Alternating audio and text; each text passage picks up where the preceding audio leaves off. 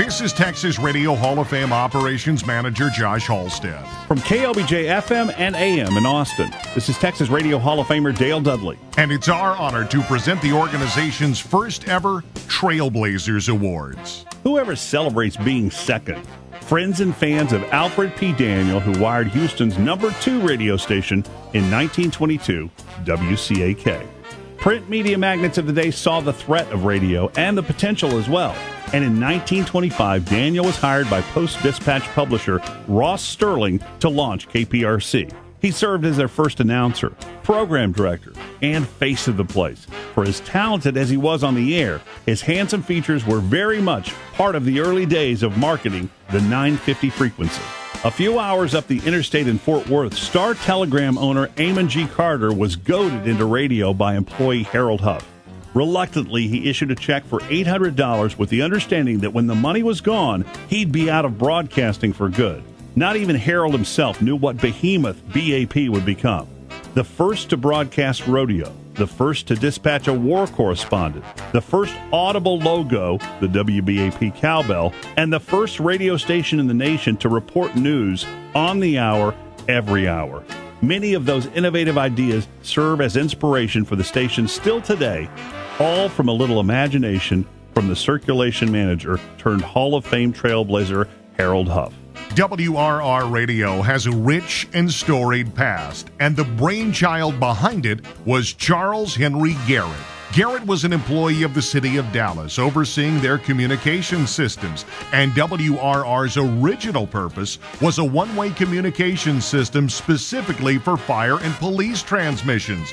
But Dad had other ideas and utilized the technology to play his favorite tunes. And soon all of Dallas found themselves tapping their toes to his regularly scheduled broadcast and ever-expanding lineup of programming, which included news bulletins, police reports, baseball scores, and classical music, which can still be heard today on what is now WRR-FM.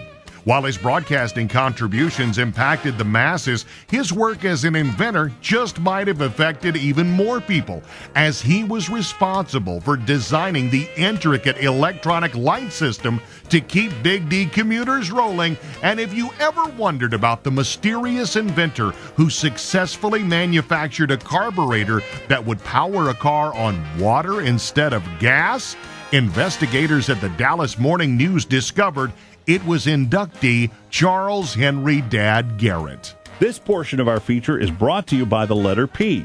He was a politician, a proprietor, and a PR man they all knew as Pappy. W. Lee Pappy O'Daniel, the leader of the light crust doughboys. You can credit Pappy for product placement decades before the term even existed, as his Hillbilly Flower Hour blasted across the nation on notable stations like WBAP. Mixing old-timey country, gospel, and folksy stories, a word or two from the good book, and those friendly reminders to grab a package of his fantastic flour, which was always to be mixed with cool, clear water. Clearly a master of the medium, he went on to become governor and eventually senator before settling back in Fort Worth, where he passed away in 1969. Members, representatives, and friends of their families are with us today to accept this honor on their behalf. The charter inductees we call Trailblazers of the Texas Radio Hall of Fame.